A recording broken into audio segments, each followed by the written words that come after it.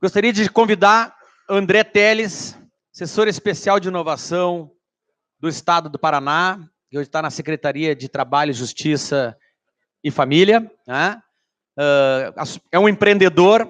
Para quem não sabe, o André é fundador do iCities, né, que é a empresa que representa a Fira Barcelona no Brasil e que trouxe a Smart City, que trouxe a Smart City Expo para Curitiba. A Smart City Expo é o maior evento do mundo relacionado ao tema Smart Cities. Muito obrigado. Vou passar a palavra aqui para o André. Vamos lá, André. Toca a ficha. Bom dia a todos. Agradecer o convite, então, do Túlio e cumprimentar, então, pelo Túlio aqui, toda a diretoria aqui da FACIAP, desejar todo o sucesso do mundo nessa iniciativa. Começou alguma coisa aqui do lado. O Strobo ligou ali, né? O drone. Legal.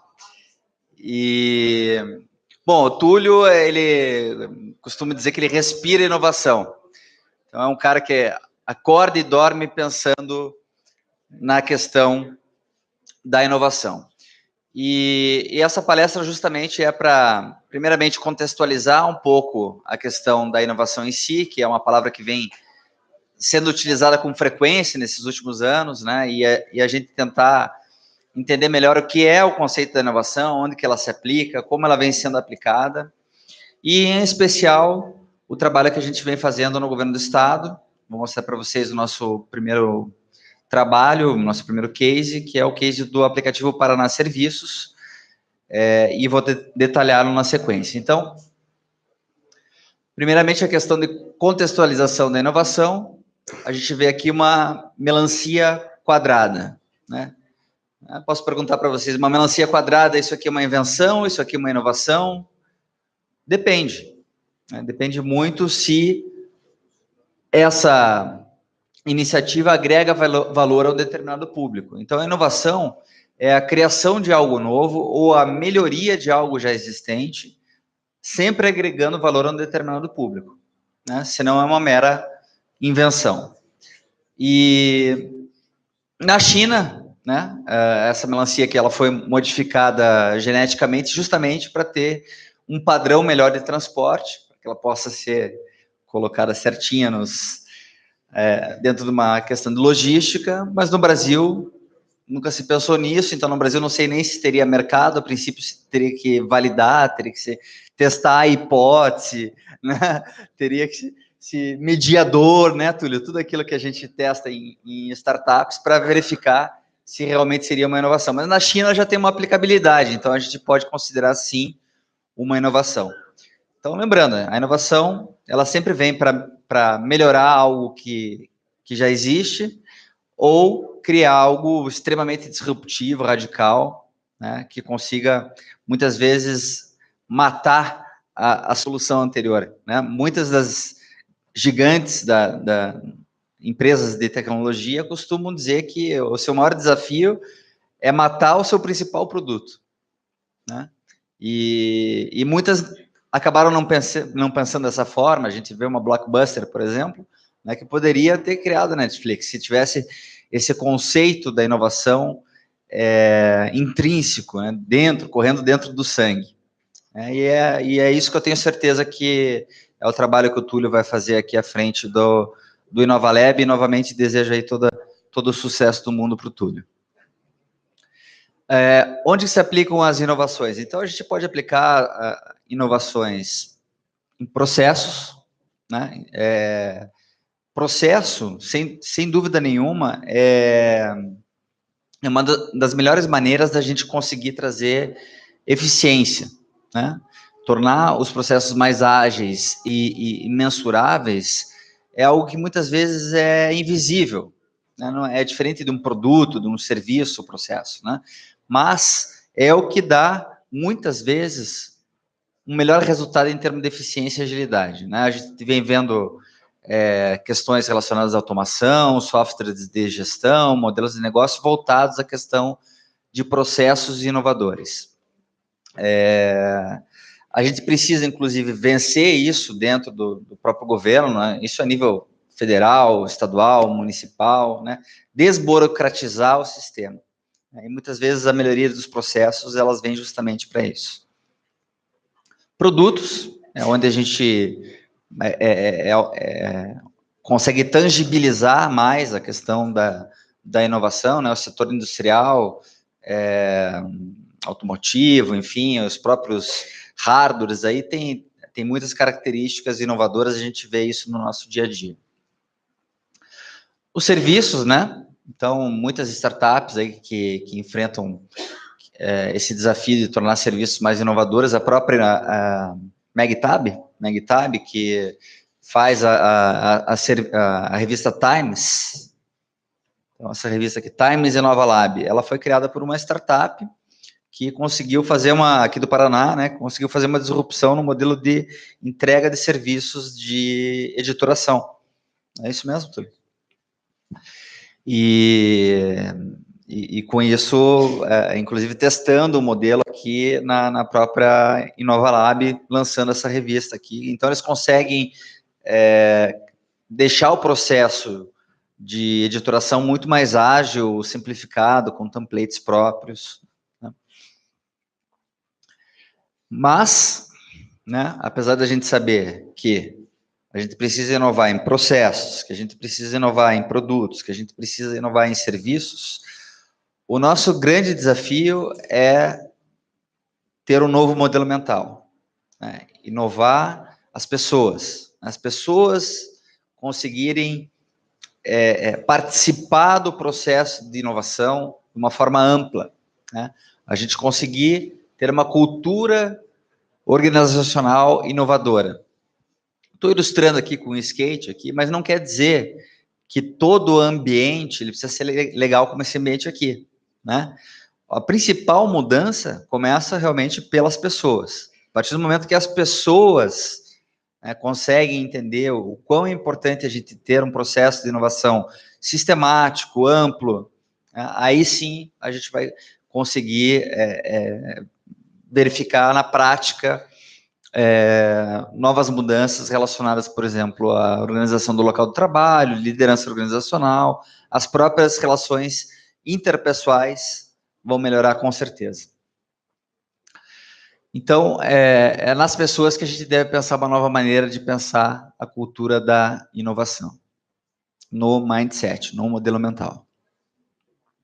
Essas pessoas inovadoras, certamente, são as pessoas que vão criar os produtos inovadores, os serviços inovadores, as marcas inovadoras, né?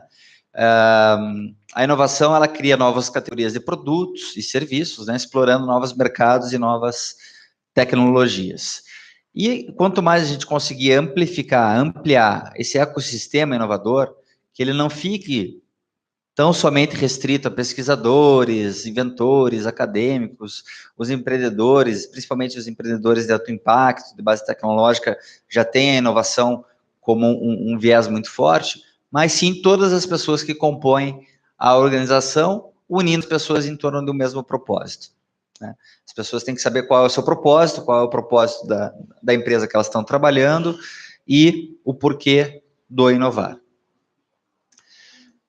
E a gente sabe que pessoas, elas não compram produtos, elas compram significados. Dessa forma, inovar é explorar diversos aspectos da experiência humana, aspectos cognitivos, emocionais, sensoriais, e a inovação é sempre dirigida para o mercado e orientada para o cliente. Tá? Então, a inovação é fundamental para atingir vantagem competitiva. Tá? Então, qualquer empresa, qualquer instituição, qualquer pessoa, inclusive, que queira se diferenciar no mercado, ela precisa pensar em inovação. Né? E a gente sabe que inovar também não é fácil. Né? Inovar precisa correr vários riscos. Então, a própria cultura da inovação é uma cultura de aceitação de falhas. Né? Porque muitas vezes a gente tem que falhar muitas vezes até que dê certo. E tem uma resiliência muito grande para isso. E essa é uma característica do empreendedor, inclusive, né, Túlio? Então, para que haja essa cultura da inovação, é preciso que haja também uma gestão da inovação para que se possa, inclusive, acalmar os ânimos em relação às falhas, né? A gente precisa ter uma cultura de validação, de hipóteses, né, de testes, né? E a partir daí a gente vai certamente conseguir chegar ou num processo, ou num serviço, ou num produto inovador. Mas por que a gente precisa inovar no Brasil? Então, no Brasil, a gente tem, primeiramente, esforços inovadores restritos a grupos pequenos, né? Isso tem que acabar, né? Quanto mais, e isso vem melhorando ao decorrer do tempo. Mas o Túlio sabe aí também, desde que os primórdios, aí, o quanto trabalho foi necessário para que a cultura da inovação ela fosse amplificada no Brasil. O quanto isso estava restrito àquele grupinho do ecossistema de empreendedorismo de base tecnológica, só as startups lá. Não, hoje, certamente, inclusive tem iniciativas aí de empreendedorismo de startups, até para pessoas com mais de 50 anos, né? Aqui no Paraná, inclusive. O segundo desafio, né? A inovação muitas vezes é confundida, com criatividade, com informática. Chama aquele pessoal do ITI lá para inovar. Não, chama aquele pessoal lá os criativos lá, os maluquinhos para inovar. Não é por aí, né? A inovação ela tem muito mais a ver com um projeto, né, com gestão de projeto, do que especificamente com a inovação. A inovação, a tecnologia, ela é um meio. A tecnologia ela tem que ser um meio, não um fim em si só. A partir do momento que a tecnologia é um fim em si só, certamente a chance de erro é muito grande. Não, vamos usar blockchain porque blockchain está todo mundo falando, está na moda, e aí vamos começar pelo blockchain e não pelo problema. Aí vai dar errado. Certamente vai dar errado. Bom, a gente também tem uma questão aqui do controle esparso do processo de inovação, né? Quer dizer, a questão de mensuração dos resultados é algo extremamente importante. Não adianta lançar um produto e não acompanhar a evolução desse produto, porque na vida real é muito diferente do que testes de validação, muitas vezes testes de usabilidade, grupos focais. Na vida real é outra história. E falta de treinamento ligado à inovação. Isso também está acabando, né? Estamos aqui hoje com uma prova disso. Então, mostrar para vocês o primeiro trabalho que a gente realizou à frente da área de inovação da Secretaria de Justiça, Família e Trabalho, no governo do governador Ratinho Júnior, né? O secretário Nele Provô, esse ano ele me convidou para assumir, então, essa assessoria de inovação. A secretaria ela é composta por 9 departamentos, 14 conselhos, 4 programas, né? Então, todos os PROCONs, todas as agências do trabalhador, no Paraná são 216 agências do trabalhador, toda a área da infância, adolescente, idoso, direitos humanos, é a maior secretaria do Estado, na verdade. Aliás, ficou, né, a maior secretaria do Estado por conta, inclusive, da reforma administrativa, né, que o governador reduziu de 26 para 15 secretarias. Então, o nosso desafio é agir de forma transversal em todos esses departamentos, em todos esses programas, né? E o que eu vou mostrar para vocês aqui é um trabalho que foi feito em conjunto com o Departamento do Trabalho, né? Que foi o lançamento do aplicativo Paraná Serviços, né? O Paraná Serviços, então, a gente começou pensando ele dentro da lógica do marketplace, de conexão, né, entre duas pontas. No caso, a gente conecta o trabalhador autônomo, né, com o empregador, o contratante, né? A gente fez uma pesquisa nas agências do trabalhador do Paraná, a gente constatou, só para vocês terem uma ideia, aqui em Curitiba, na agência do trabalhador de Curitiba, são 1.000 visitas diariamente na agência do trabalhador de pessoas procurando emprego, né? E E a pesquisa que a gente fez constatou que dessas pessoas que vão até as agências do trabalhador, 35% já atuam ou como trabalhador autônomo ou tem potencial para isso, né? Se capacitando, enfim.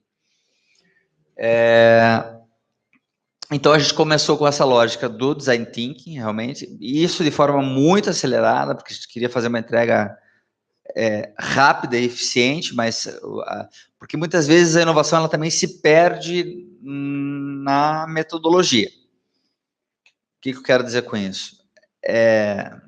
A gente precisa ir para o mercado o mais rápido possível. Quer dizer, uma empresa ela não pode, por exemplo, ficar 2 anos validando um produto, por exemplo, né? Fazendo testes de mercado, enfim. Ela precisa ser mais ágil hoje em dia. A agilidade é fundamental. Mas a gente precisa passar pela metodologia, precisa ter uma metodologia, né? De entender Está falhando um pouquinho isso aqui. De entender o usuário, de definir a interação, de prototipar, de avaliar, de validar, né? Desenvolver essa pesquisa toda metodológica de imersão. A gente fez isso nas agências, né? Então a gente reuniu aqui grupos focais, por exemplo. Por quê? Porque a gente precisava saber que a pessoa que ia ser contatada por um contratante, ela precisava já receber um pedido de orçamento o mais filtrado possível. Então, no caso da diarista, por exemplo, né, na diarista a gente entendeu que era necessário que ela recebesse a informação da seguinte forma: ela precisa saber se é uma casa ou se é um apartamento, quantos quartos, quantos banheiros, se é limpeza pesada ou se é limpeza comum, né? A partir daí, né, a gente conseguiu desenvolver toda a lógica do aplicativo em cada uma das categorias para que as pessoas, os trabalhadores, recebessem o pedido do contratante o mais filtrado possível e a troca de mensagens fosse a menor possível, que se imagina, senão vai ficar lá uma loucura toda vez que, né, que começa uma conversa no chat. Mas quantos quartos? O que precisa fazer? Quantas vezes por semana? Não. Então, a gente tentou entender em cada uma das categorias. Num primeiro momento, a gente fez nas 10 categorias principais esse trabalho, mas são mais de 100 categorias. São mais de 100 categorias que hoje já cadastradas no aplicativo, né? E a gente está fazendo isso agora de forma gradativa. Nessa imersão, a gente procura entender, então, com foco no ser humano, né? O que as pessoas sentem, o que elas pensam, o que elas falam, como que elas agem, né? Justamente para ter uma lógica em relação ao desenvolvimento da aplicação. No caso aqui do Paraná Serviços, a gente procurou lançar um MVP com um V maiúsculo. Tivemos aí todo o apoio da Celepar, que é a Companhia de Tecnologia do Paraná, que também veio aí com uma nova gestão, um novo modelo de pensar e resolver as questões do Estado, para que a gente tivesse, então, esse aplicativo que foi lançado no dia 18 de março desse ano, o melhor possível, o mais rápido possível, né? Então, essa aqui é a tela do contratante inicial, né? Primeiramente, se faz um cadastro, né? Tanto o contratante quanto o trabalhador faz um cadastro, e aqui se escolhem as categorias, e aqui em outros serviços a gente tem aquelas mais de 100 categorias que eu citei. Então, aqui em relação à pesquisa que a gente fez, né, que eu citei, 35% então das pessoas que procuram a agência tem potencial para trabalhar como autônomo. Aqui uma imersão que a gente fez lá, todo mundo baixou o aplicativo, testou e tal, foi muito bacana. Então, o aplicativo ele também geolocaliza os profissionais, né, num raio de 20 a 50 quilômetros, e encontra os profissionais mais bem capacitados, né? Como que a gente faz esse filtro de quem é capacitado, quem não é, a gente costuma brincar que é o Uber do trabalhador, né? Depois da contratação, o contratante vai dar de 1 a 5 estrelas ali pro trabalhador, né? Nós temos aí 10 categorias nessa área de destaque, né, e mais de 100 categorias na área outros serviços. Quando se pesquisa, aparecem lá 3 trabalhadores que estão mais bem ranqueados. né? E aí o contratante escolhe aquele que ele acha que deseja fazer um pedido, ou pode fazer o pedido para os 3 ao mesmo tempo, se ele quiser receber 3 orçamentos simultâneos. Mas antes ele já passou por todo aquele processo de filtro anterior que eu comentei com vocês. Aqui a questão da avaliação, né, de 1 a 5 estrelas, a geolocalização, né, e foi utilizada toda uma lógica aí de SEO, né, de ranqueamento desses trabalhadores. Então tem algoritmo que trabalha justamente com isso. É um conjunto de regras aí para elencar quem é mais capacitado, quem tem melhor avaliação, né. Aqui, para enviar a cópia do pedido ao trabalhador, então você pode enviar a cópia do pedido, pode enviar mensagem, pode agendar na data na agenda do trabalhador os horários disponíveis que você quer que ele vá até o seu trabalho, a sua casa, enfim. Também se pode escrever referências sobre a qualidade do serviço prestado, então, mais ou menos como o Booking também, além de você poder dar as estrelinhas ali, você pode realizar comentários sobre o trabalho que foi executado. E o trabalhador, ele pode inserir um portfólio com imagens de serviços já prestados, até para ele ter uma maior reputação, né? Inclusive, a gente vem fazendo um trabalho de capacitação dos trabalhadores, porque é bacana, assim, a gente vê muitos que iam até a agência do trabalhador que não tinham condição nem de pagar o ônibus para ir e voltar, né? Então, a gente começou um trabalho de orientação. Olha, no próprio aplicativo, né, dicas importantes, lá tem um menu, foto de perfil, por exemplo, coloque uma foto de perfil que represente o seu trabalho, que, né, com um close no seu rosto, alguns detalhezinhos básicos, mas que para essas pessoas são extremamente importantes, essas orientações, né? Portfólio é a mesma coisa. E a gente costuma falar que o aplicativo ele é eternamente beta, ele é um processo, então, como a gente está trabalhando com inovação e tem que ser um processo amplo, sistemático, né, que a gente consiga evoluí-lo de forma constante, que ele se torne política pública, de fato, né? A gente lançou recentemente, com a Fomento Paraná, está aqui o Johnny, chegou agora, o pessoal da Fomento lá, o menu crédito, tá? O menu crédito é justamente para trabalhadores que têm interesse em solicitar microcrédito de valores que variam entre 10 e 20 mil reais para ampliar os seus serviços, para compra de equipamentos, enfim. Então, em parceria com a Fomento Paraná, o trabalhador ele pode solicitar informações a respeito de microcrédito, e aí a Fomento faz todo o trabalho de avaliação, de contato com esse trabalhador. Então, está aqui a imagem da data do lançamento, foi no dia 18 de março. A gente já teve um resultado de 15 mil downloads, né? São 192 municípios já cadastrados no Paraná. Então, mais de 2/3 dos municípios do Paraná já possuem trabalhadores cadastrados no aplicativo, e as mais de 100 categorias cadastradas aí também. Então, aqui, para encerrar, uma frase, esse é o último livro que eu publiquei, chama-se O Futuro é Smart, né? E aqui é uma frase que está no livro que diz o seguinte: o homem olha para o futuro para, assim, buscar o sucesso no presente. E na velocidade da sociedade contemporânea, pensar não é mais suficiente. É preciso executar visão, planejamento, execução, manutenção e repetição. O futuro hoje é executável, o futuro hoje é smart, podemos redesenhá-los. E isso, meus amigos, muda tudo. Obrigado, gente.